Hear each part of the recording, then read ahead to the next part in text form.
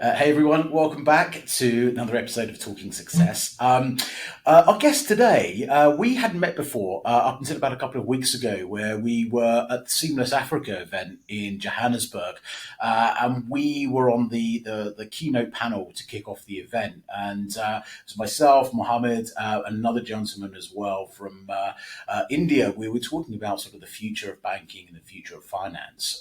We were given 20 minutes, and just as we were wrapping up those 20 minutes, there was kind of a blind panic at the back going, no, you've got to keep going another 20 minutes. So we had to think on our feet. And I was delighted to have Mohammed with me because he made my job so much easier when we were talking about sort of all things sort of fintech and all things sort of digital banking.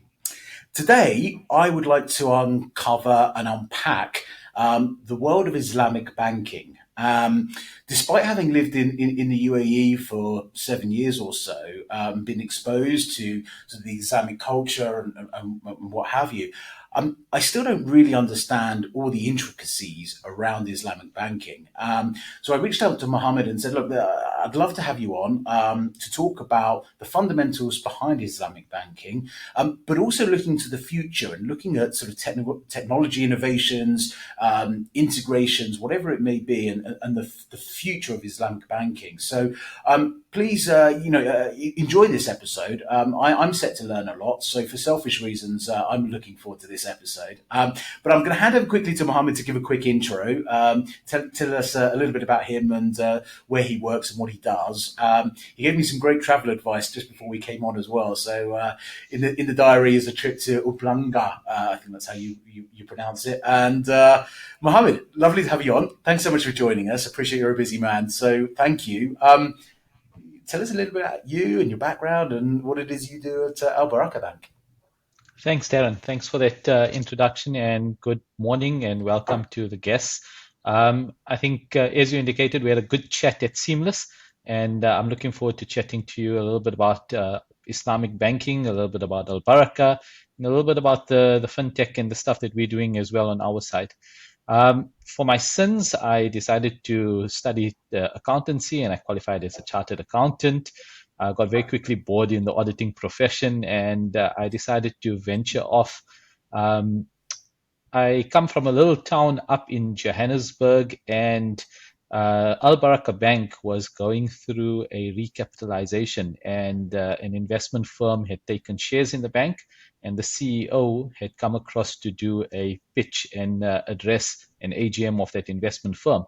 And I sat there one day listening to this, and I said, "Hang on, this is sounds very interesting. It's up my alley. It's got to do with accounting and everything else that I've studied. Let me go and have a chat with this guy." And he told me 3 times, "Please don't come and work for us. We're too small. You CAs come here and you get frustrated and you don't want to stay for a long time. And then we invest in this." And I said, "I'll shake your hand. I'll give you 2 years of my life. Let me learn something. Let's see how it goes." 18 Okay. years down the line, I'm still with the bank. I've done a lot in the bank itself. We head office in Durban. So I moved across from Johannesburg to Durban. The bank's been around for over 30 years, pioneered Islamic banking Okay. in South Africa. And in my roles, I've played a finance role, I've played an audit role, I've played a forex role, I played a sales role, and now I play a sales together with digital role. As the world of banking is evolving, my CIO often tells us we're no longer banks, we are IT companies providing bank services. So we've looked at it also from our side and said you can't be a sales team just selling. You need to be a sales team with digital. Mhm. So in my portfolio, I've got the guys that deal with the retail space. I've got the guys that deal with the SME and the corporate space, your business banking, your cross-border. So all of those, and wealth, all of those revenue streams. And then I've got the GM digitalization, who helps us achieve a lot of wonderful things and is spearheading all the tech stuff that we're doing in the bank. So Wow. nice portfolio to look after and a nice organization to work in. Always fun to work in a small bank. Absolutely. Well, 18 years, clearly it is. Otherwise, you wouldn't still be there. So that's great. Mohammed, before we get into the sort of intricacies around sort of the future of Islamic banking and some of the innovations and what the future holds, for our audience and actually, quite frankly, for me, for us who perhaps don't really understand, well, you've heard the term Islamic banking, but we don't really understand, or I certainly don't understand, again, the intricacies involved. Could you give us a kind of a 101 on what Islamic banking is? And sort of where it fits, sort of within the financial services ecosystem. Sure. So I think that's a good starting point. And a lot of people will call Islamic banking ethical banking. I prefer not to do that because, by contra of it, it means all the other banking is not ethical, and we don't want to do that to the industry or anything like that. So my personal approach on this is it's principle-led banking, right? And the reason why it's principle-led is that as a believer in the faith of Islam and as a Muslim, we are dictated to by certain tenets. Our holy book is the Quran, and our prophet is the Prophet Muhammad. And during his lifespan, and in the Quran, there's certain principles that we need to follow. One of that is the prohibition of interest. And the Quran says it very nicely in that people will say interest is like profit and say no, profit is profit and interest is different. So interest is defined as a return on money, whereas profit is defined as a return on trading. And Islamic banking is effectively around that principle. We don't deal in interest. We deal on the basis of cooperative. So we take in deposits, but our depositors are actually participants in the bank. We trade with those deposits and we earn a return and we share that return. There is a risk that is taken in that deposits as well, and depositors have a risk of loss, which is very different to what you would have in a bank. Yes, you can lose money in banks when banks go bust in that, but in Islamic banking, the concept of risk is much more in there. Now, that extends very nicely when you come out of things like a COVID pandemic. So in South Africa, and I think probably across the globe, when COVID hit and businesses had to go into these lockdowns and we didn't know what's going to happen because you had installments that needed to be paid, but as a Sure. business, you weren't trading. So what's going to happen in this thing? We as bankers had to learn a term that was called a payment holiday, right? And banks don't give holidays, but we had to give that. Yeah. As an Islamic bank, we couldn't charge you any additional penalty for that period that you couldn't pay us. Whereas if you were in a conventional space, the interest just kept on ticking over and that went up. So Mm-hmm. that's where you see real differentiations that come in.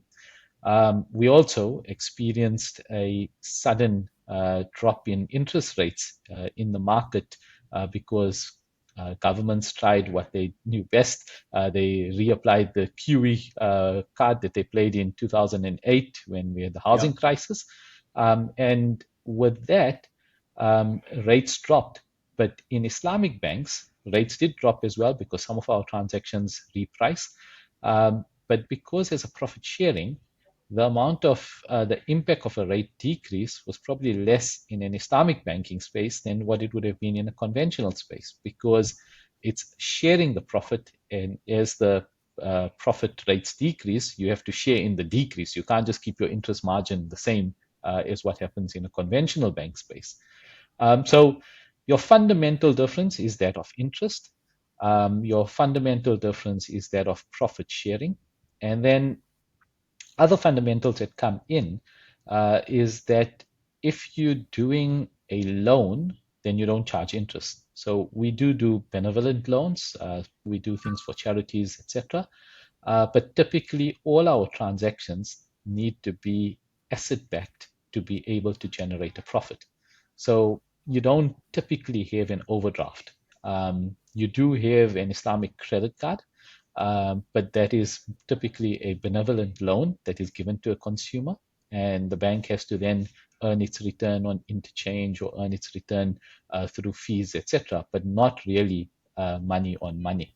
And Okay. that is also why Islamic banking was touted as a savior during the housing crisis, because there needs to be an actual asset, there needs to be valuations, you're in partnership when you're doing a finance transaction. So even in a housing bubble, you can't go in and give 110% loan to value. You have to give something less than 100% because there needs to be a partnership involved in this. So those are all Understood. the sort of principles that differentiates us from a conventional bank, and Mhm. that obviously provides opportunities for people to bank without compromising their beliefs. And one of the most important things is that Islamic banking is not only for people of the Islamic faith, it's open to anybody that wants to sort of look at something different. Um, just again, picking up from our lessons of COVID, a fair portion of the Islamic banking requires adherence to a principle that there's certainty in the transaction. So a lot of our transactions are actually fixed price. And if you entered into a transaction 3 years ago when rates were quite low, and you've done your motor vehicle and it's a 5-year transaction and it's fixed price, today you're smiling because although interest rates have gone up, there hasn't been an impact to your expenses or your monthly installment. So the product offering is available to masses. Mm. It was differentiated in South Africa because there's a community, there's a demand for it. Al Sure. Baraka was the first bank around 30 odd years. I think it's probably now 34 years that we've been in existence. But what's good is, like you would have experienced in the Middle East, since the 2008 crisis and the fact that Islamic banking sort of was very strong through that, a lot of the conventional banks have looked at it and said, hang on, there's a market here. There's people that believe in this. There's Sure. opportunities to make profit out of this. And in the South African context, we've got the big three out of the four that are involved in Islamic banking. The fourth one is doing some things in the background. We know that they've appointed a head of Islamic banking.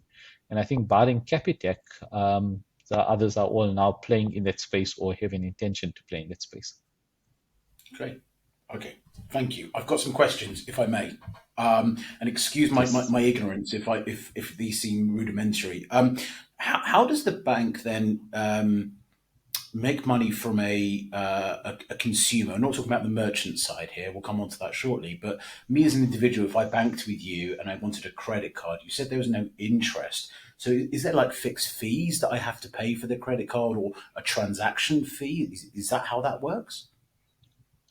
So I'm going to say our primary sort of business is in Yeah. your asset financing, your motor vehicle residential property. Right. In Okay. our context, we also have commercial property. We have a working capital solution, which is called trade finance. Yeah. And we do a lot of asset and fleet finance, right? And under those type of transactions, so 99% of the bank's sort of financing will be asset based. You'll have a very Okay. small portion which will be credit card. In fact, to be brutally honest, we're still busy developing our credit card offering for Al Baraka South Africa, but the product is available in some of our fellow subsidiaries. And that is actually the reason why I ended up in Seamless. The service Okay. provider came down and invited us, and that's where it all snowballed, and we got an invitation to speak. But Right. yeah, typically you'll do an asset transaction. If you're Okay. doing a vehicle or you're doing a fleet or something like that, you've got two types of transactions. You can do a fixed price. We buy, we add a profit, we sell, and your installment is known upfront, and that's the life of the transaction. Okay. There's also a rental one. So we buy, we lease the product, the asset to you, and we recover rental over that. And effectively, that's where we make our profit. And those rentals or those fixed prices are typically driven by what the market is, right? So if your market prime rates are sitting at 11.75 as they are kind of, then our profit margin would be very similar to that. Okay. Okay. Understood. So it's not necessarily free banking. I just wanted to make that very clear to people. No, it's Okay, not so free banking. We are a profit just making organization. yeah, yeah, yeah. A bank's still there to make some profit. Okay. And then my understanding, and again, please correct me if I'm wrong, but the types of assets or the types of investments that an Islamic bank makes to be sort of Sharia compliant, they need to be ethical investments, correct? So, for example, if we look at something like crypto, and I'm not mentioning any specific coins here, but if there was a crypto project or a DeFi project that supported something that was against Islam or sort of haram, that wouldn't then be invested in by the bank. Is that correct? And then there's kind of a group of scholars that sort of assess that. Is that how it works? Yeah, so we have what is called a Sharia board, and Okay, basically Sharia is the Arabic term for a way of life, and it comes back down to the tenets of the religion, right? The Quran and the life of the Prophet, sure. essentially, and there are other aspects to it. But so you have these scholars that have unpacked that and understood it, and they then provide guidance because things are different and you may have something that's unique and new today. There are certain things that are completely off the table. Adult entertainment off the table, alcohol off the table, gambling off the table. So Mhm. those type of things immediately fall out. And then you have the things that become sort of questionable. And that's when they apply themselves and say, okay, hang on, what is this? How does it work? What's the purpose? What's the underlying thing? And I mean, a lot of people talk about ESG, right? And Yeah. that's it's the tenets and fundamentals of what we do as well. We've always been bearing the ESG flag.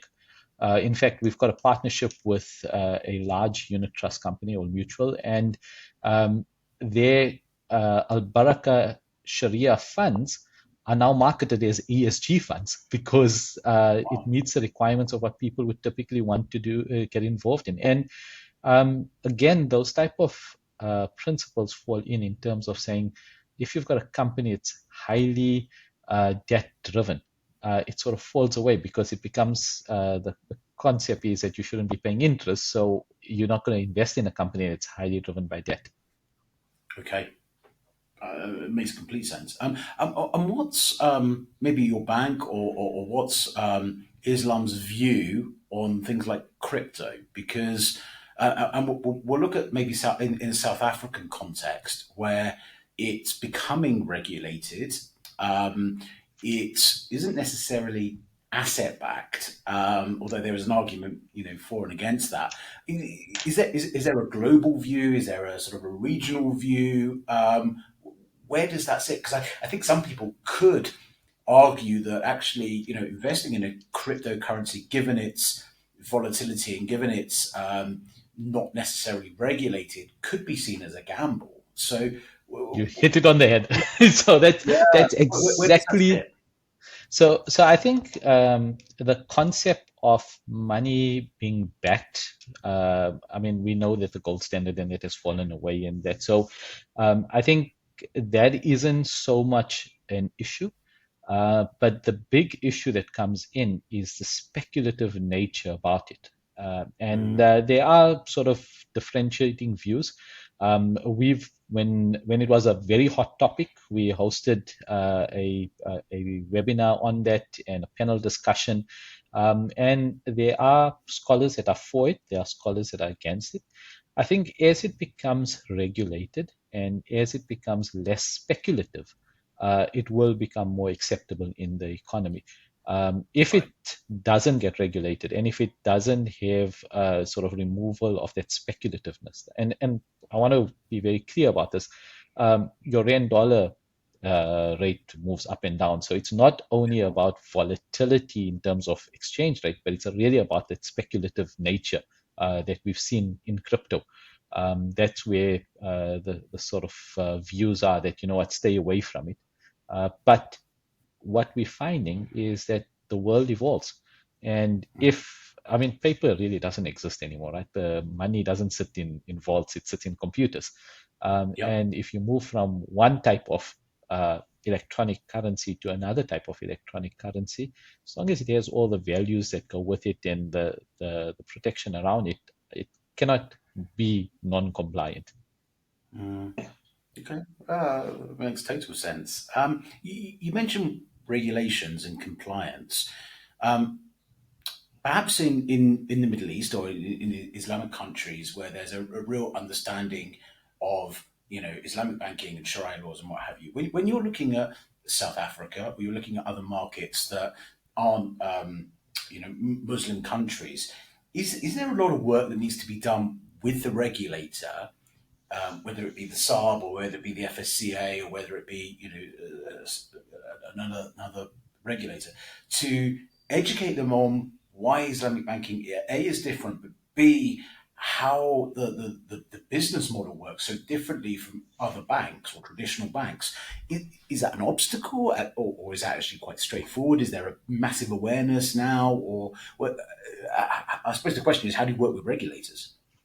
So Darren, I think we're very fortunate. I doubt you'll find a banker in South Africa that will say the Reserve Bank doesn't work with their financial institutions that they monitor. So we've got a very strong regulator, and I think we're very proud about the fact that the regulator is strong in South Africa, and they do apply themselves. So you've got to work with them. Coincidentally, and I don't know if you just flipped this out, but we actually have the regulator on a Zoom session in another room next door, and Really?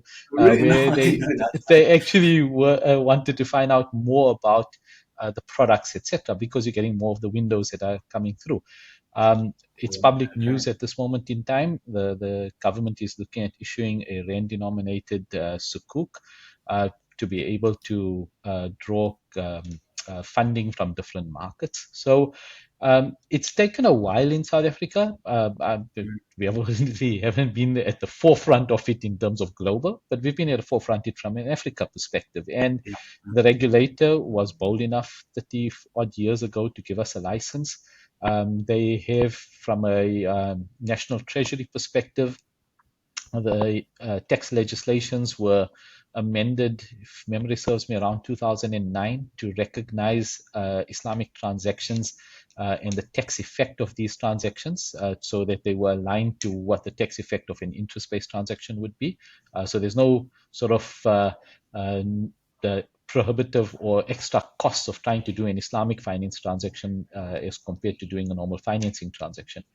Then Okay. we've had the regulator issue the dollar sukuk, which I think was done somewhere in 2013, 2014, if memory serves me. That was a very successful issuance, and now we've got the regulator looking at a rand sukuk. So I think we're heading in the right track. I must also compliment the FSCA.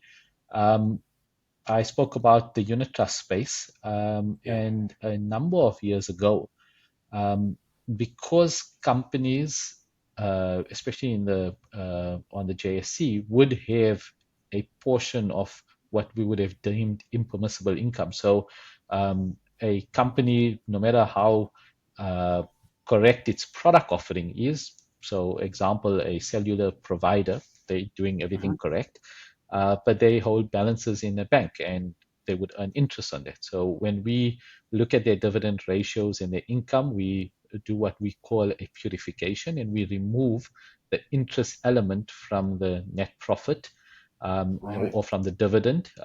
In most instances, we remove it from the net profit, and then we advise the unit trust holder that, or we used to advise the unit trust holder that from your returns, so much you need to give it away in charity because there's a question on that earning. Um, our Sharia board a good few years ago, and this is, if I'm not mistaken, as far back as 2000 in the 2000s, right? I don't even remember exactly where about in that. Told us go and engage with the regulator. They weren't known as the FISCA at that time; they were the FSP or whatever they held at that point, and go and ask them permission to be able to remove that at source so that you take the responsibility away from the unit trust holder and that Mhm. whatever they earn then is completely pure. And the legislation was changed back then to allow for that. So, again, coming back to your point about is it effort? There's effort. I mean, everything requires some work, but we've got Sure. really competent regulators that are willing to work with us for the benefit of the community. Okay. Um, let's move on to digitization. You mentioned that the bank is going through sort of digital transformation. Lots of questions around this, and I promise I won't go technical. I promise. Okay, so no mention of blockchains or anything like that. Or I might. But is there any difference when you're looking at a digital transformation journey as an Islamic bank versus you're looking at a digital transformation as a non-Islamic bank? Are there any specific considerations, or not?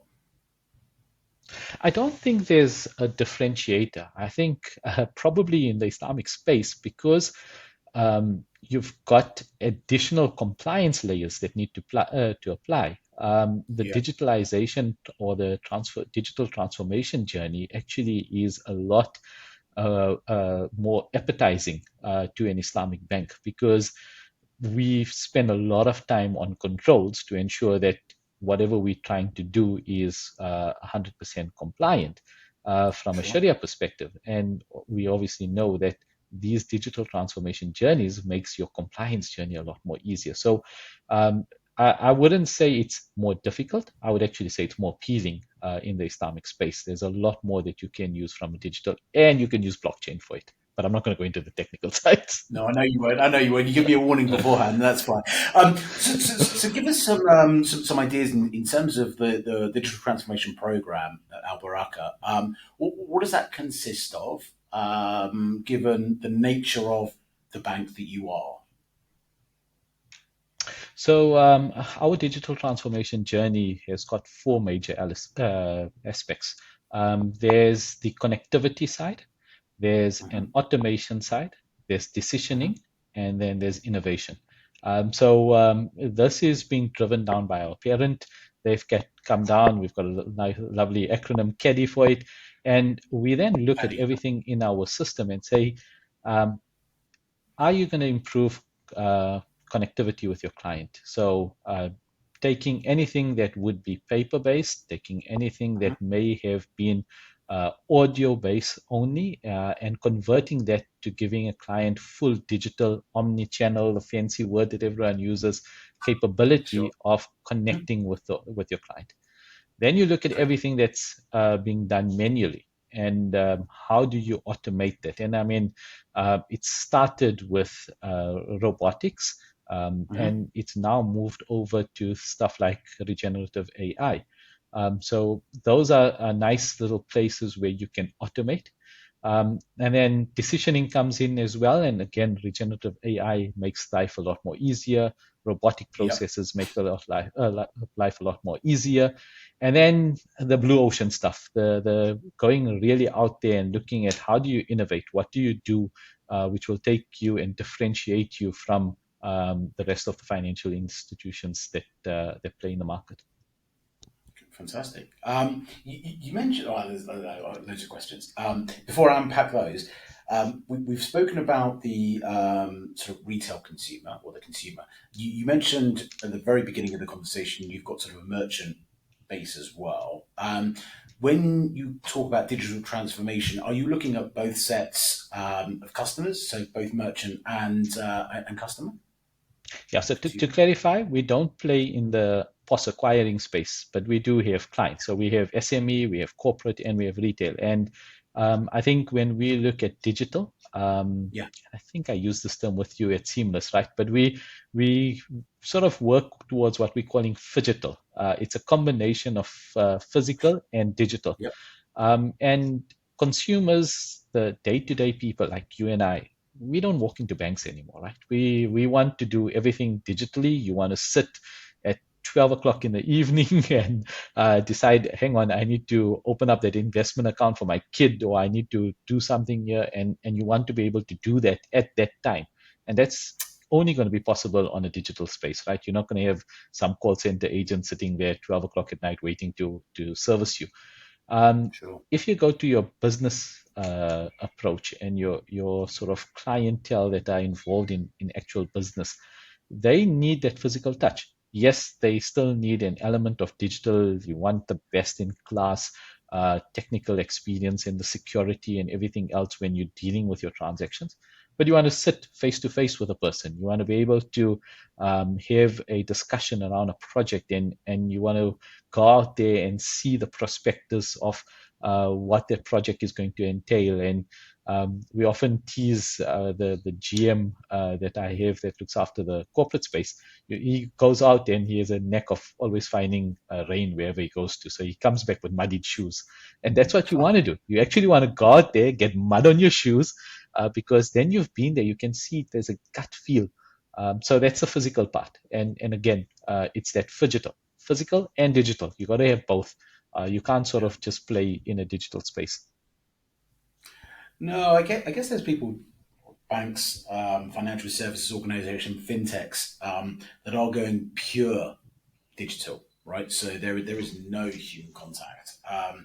And I had an experience, no, quite a number of years ago. So things I'm sure have changed with a bank in the UK who were a digital bank, still are a digital bank, and I had some inwards funds coming in, and the funds mysteriously got lost.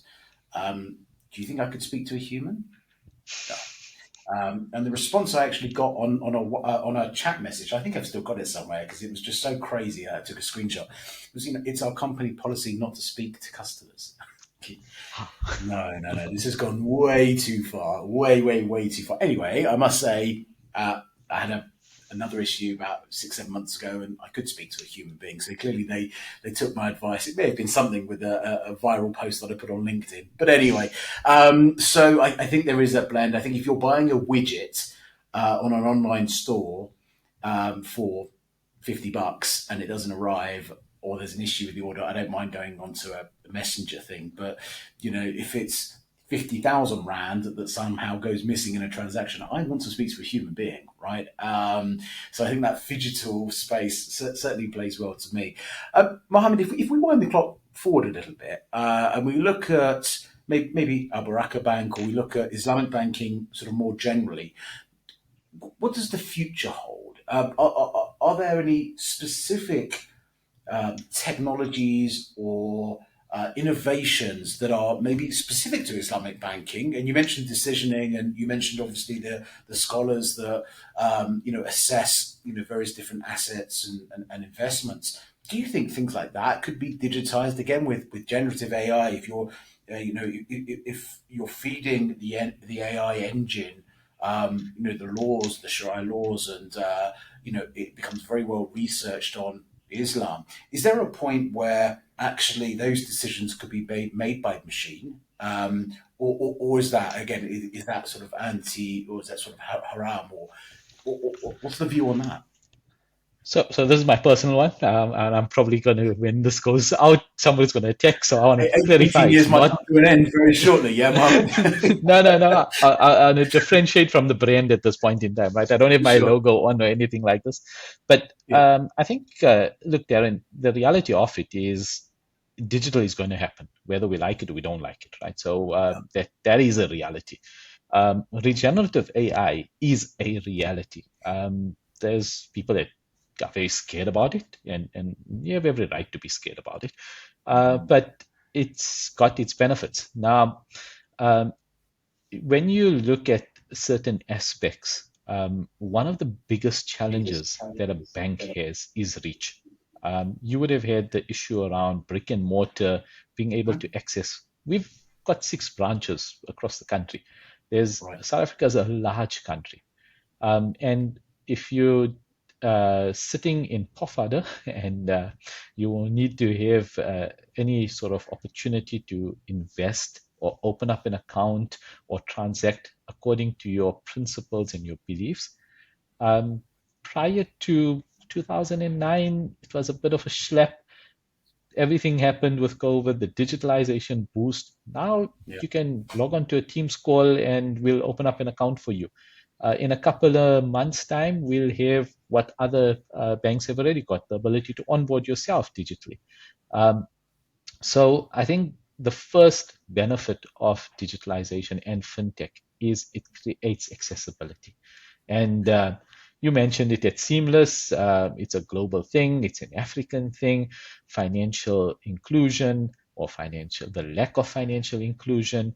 And I think when I opened up, I spoke about trust. And yeah, it may be financial inclusion, but it's about creating that trust. It's about giving access to that brand. So people through digital initiatives and through fintech will have access to Islamic banking. First thing, that's the biggest thing that comes out from it. The Sure. second thing is um, we see it in our daily operations. Any compliance driven activity is going to have people that are going to come back and ask the same question differently, or they're going to repeat the same question, or you're going to have a new person repeating that same question. And that's where regenerative AI can make your life a lot more easier, right? You don't need to have humans going back and saying, yes, we answered this question 2 weeks ago or 3 weeks ago. It's instantaneous. And that's where it really makes a big difference. I did say I don't want to talk about blockchain, but I have to talk about the fact that all from a Sharia perspective, it's all about ensuring the integrity of a transaction. So it's asset based. Firstly, it has to be asset based, but we all know that you have clients or you have opportunists that will try and do something that's not going to be right because at the end of the day, money is money, right? People will want it, they'll need it, whatever it is. Through your blockchain, you have the capability of ensuring that you protect these type of transactions and you remove any sort of opportunity for non-compliance. So whether it's reach, whether it's AI, whether it's using the technology itself to protect the transactions, the opportunities are endless. And I think there's a huge potential for Islamic banking, and there's a huge potential for financial institutions, and there's a huge potential for the consumer through all of the fintech stuff that comes out from you. It's exciting times. Just to give some context, how many, what's the Muslim population of South Africa, roughly? Do you know what that is? Uh, so I think the official state will probably be around 2 million of South Africans that are Muslim. Wow. Through the Banking Association, we Yeah. know that there's approximately 70 billion rand worth of deposits that uh, comprise around the windows and the Islamic Bank being ourselves. So the market is quite big. If you take Yeah. that and you add on the unit trust space, I think it Sure. goes up to around 100 billion rand. So it's a nice size market. I mean, it's not the biggest, but for a non-Muslim country, it's a decent size market. Fantastic. Uh, just before we go, you mentioned actually you took a question that I had for you, and you answered it straight away. So thanks for that. I was going to ask you about sort of accessibility to people that aren't Muslim, and you very eloquently said that the bank is open to kind of anyone. Does what does that mean though? I mean, me as a non-Muslim coming into wanting to set up a bank account with Al Baraka Bank, there's certain things I need to agree to in terms of the principles of Islam, or is it just another bank account just with a different suite of products? How does that work? So, so Darren, it depends on the product itself that you're looking at, right? Okay. Because if you're looking at a transactional banking account, it's Yeah. really no difference that's going to happen in there. We do have certain restrictions on MCC code, so you might not be able to stop at your local bottle store and use the card. Okay. That's Yeah. the Fair type enough. of things that we do have put in play. If you're looking at consumer finance like a motor vehicle, you're actually going to come out if you choose something that's fixed rate. I told you, you got the rental or the fixed one. Yeah. There's really no difference. It would be as comparable as if you were taking a fixed rate interest transaction at a conventional bank. And we have clients that do it with us because banking is not only about the money, it's about the service, right? And being a smaller Yeah. bank, we're able to offer sometimes personalized service. Mm. We have non-Muslim clients that deal with us on a trade finance side. And again, they just look at it on the basis of saying, hang on, I've got a very comparable product. I know it's not an overdraft, so I'm not going to get tempted to dip into this and go on holiday. And I think those are the sort of benefits that there are. I want to touch on a brief history on the bank, and I know we're almost out of time. Please. No, please But do. when I moved across from Johannesburg to Durban, I headed up the Forex retail business. So that's notes people buying currency to travel overseas for a nice little holiday.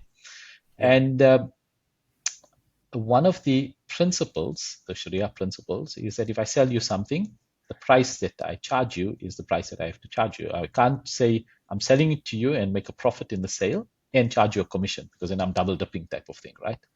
Right. So Okay. we all know the Forex notes market is typically a price. You see it on the board. It's not what the interbank price is. So there's a profit element in there, and then there's a commission. And we were not allowed to charge the commission. It became the biggest marketing campaign under the sun. Buy your Right. currency with 0% commission. 50% of our customer base on the Forex notes business pre-COVID were non-Muslims, because it was a no-brainer. I mean, you got Yeah. two options. You got one that's going to charge you more, one that's not going to charge you more. There's no differentiation between that. So I think there's some real benefits for clients that are looking at doing it differently. I don't really believe there's much compromises that you have to make, particularly if you're somebody that's going to look at it and say, ESG, that ticks my sort of idea. I'm not into the things that typically you'd label syntaxes or those type of things. So yeah, that's about it. Well, Mohammed, I must say, enlightening. I've learned so much, and I hope everyone listening has as well. I think it sounds quite a complex, to a layman, it sounds quite a complex area of banking. You've very eloquently unraveled this a lot for me, and I hope for everyone else listening today. It's principle led banking in its essence, and that's really what this is. So, Mohammed, thank you. I really enjoyed this conversation. If people want some more information on the bank, are interested in some of the things you've said, clearly there's a website, albaraka.co.za. Is that correct? Yep. That's it. And then I know your team are super responsive. They've been super responsive to me. So LinkedIn probably is a good channel to find you guys on as well. LinkedIn, we on all the social media channels, Al Baraka SA. That's generally the handle all across. And yeah, if anyone's got any questions about it, if you're looking at researching, we've got a nice sort of what is type of thing that's sort of Okay. agnostic from any bank product and just tells you what the processes are. And we always willing to have a chat, Darren. It's always nice chatting to you. So if there's any opportunities to have a chat about Islamic banking, it allows people an option, right? And I like the fact that I've convinced you that it's only principles. That's all that it is. There's nothing more. It's nothing less to it. It's just about a set of principles that we follow. Well, I've learned a lot. Thank you. I will put some links in the description below. If anyone would like to do some more research on Islamic Bank and Al Baraka Bank, and maybe reach out to Mohammed as well. We've run out of time. I did want to sort of ask you about sort of partners and integrations and what have you, but we can maybe save that for version 2 or release 2. When I'm sure I'd love to get you back on again, Mohammed, and A, find out how the digital transformation journey kind of is going, and B, maybe unwrap some other sort of intricacies around Al Baraka Bank, around you and Islamic banking. But until then, Mohammed, thank you again. Thank you for your team for scheduling this, and I wish you all the well. And I'll see you soon, no doubt. Some conference, some stage, somewhere on the continent. Thanks, Darren. Hopefully in Mpumalanga, in the Kruger, because you need to put that onto your bucket list. No, I know. It's got to go on the But bucket list. There's thanks. a few other things as well. I still haven't been up Table Mountain, even though I lived there for 9 years, but it's on the list to do. Thank you again, Mohammed. I'll speak to you soon. Thanks, Darren.